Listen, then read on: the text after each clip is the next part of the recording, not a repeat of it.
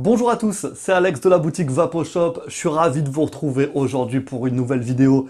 J'espère que vous allez tous bien. J'imagine que oui, avec ce déconfinement. Bon, aujourd'hui, je voudrais que l'on revienne sur les e-liquides au CBD.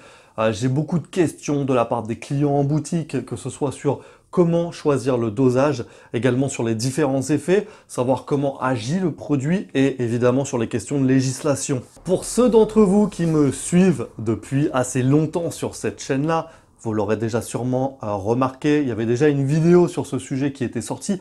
Malheureusement, YouTube l'avait supprimée. C'est pourquoi je tiens à vous rappeler qu'on est là pour parler de CBD de manière factuelle. C'est plus une vidéo à caractère éducatif, on peut dire. Alors, je vous propose dans un premier temps de revenir assez rapidement sur les bases. Alors le CBD ou encore le cannabidiol, c'est une molécule, c'est un des composés du cannabis, il fait partie de la famille des cannabinoïdes, grande famille puisqu'il faut savoir qu'il existe plus de 400 cannabinoïdes différents dans le cannabis. Le CBD n'est pas un psychotrope, ce qui veut dire qu'il n'a pas d'effet direct sur le système nerveux, à ne surtout pas confondre donc avec le THC, qui est sûrement la molécule la plus connue des consommateurs.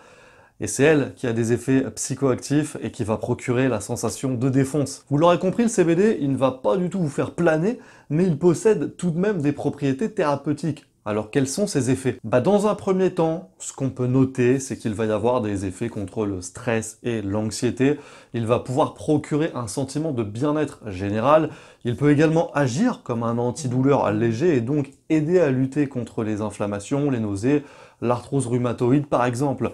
Et ces effets antipsychotiques sont intéressants également pour la schizophrénie ou encore l'épilepsie. Au niveau des effets potentiellement négatifs du CBD, on pourra relever un risque de somnolence et d'étourdissement chez certaines personnes sensibles. Alors, comment consomme-t-on le CBD? Il y a plusieurs méthodes, par voie orale, avec un aliment par exemple ou une boisson, sous la langue également, sous forme d'huile par l'absorption des muqueuses, en cosmétique aussi, c'est-à-dire via une crème à appliquer directement sur la peau. Mais nous, ce qui nous intéresse bien évidemment dans notre cas, c'est en e-liquide, utilisé dans une cigarette électronique. Donc c'est absorbé par les poumons, c'est une méthode qui permet une diffusion assez rapide dans le sang, plus vite par exemple que dans le cas d'une ingestion. À l'heure actuelle, on remarque qu'il est utilisé majoritairement par des vapoteurs qui veulent diminuer ou stopper totalement leur consommation de cannabis.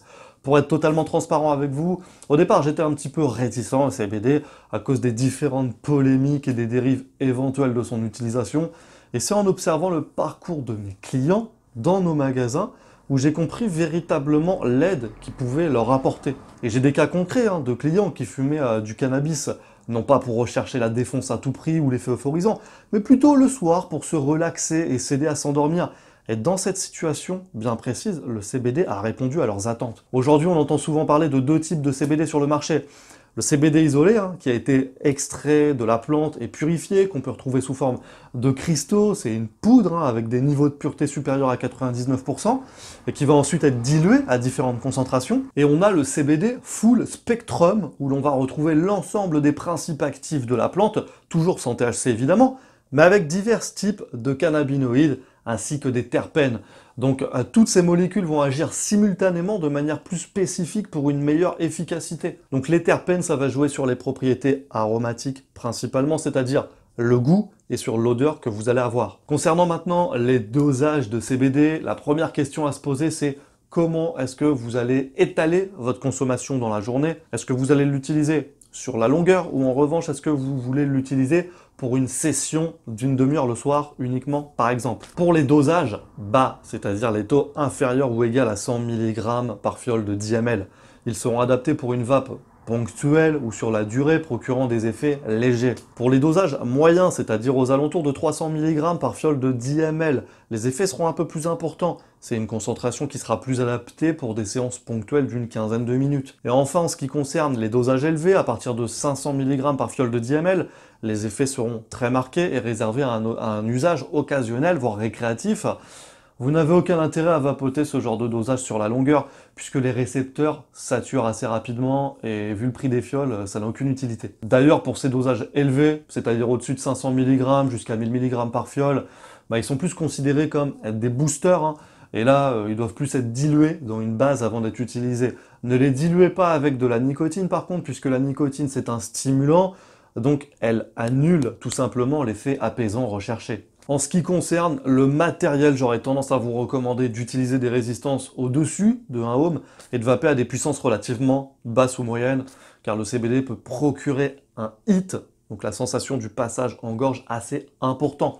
Donc ça vous évitera les quintes de toux et les irritations. Vous pouvez réserver un atto dédié au CBD comme un Nautilus GT par exemple, ou un Zénith, ou que sais-je encore. Allez, on va terminer avec le côté législation. Jusque-là, si on s'en tient à la loi, l'arrêté du 22 août 90, article R51 3286, indique que l'utilisation, la commercialisation est autorisée si la teneur en THC est inférieure à 0,2%. Néanmoins, le 11 juin 2018, la mission interministérielle de lutte contre les drogues et les conduites addictives a tenu à apporter quelques précisions et on apprend que le taux de 0,2% de THC n'est pas le seuil de présence de THC dans le produit fini, mais dans la plante elle-même. Donc dans l'état actuel des choses, le CBD est autorisé tant qu'il ne contient pas de THC, quel que soit son taux.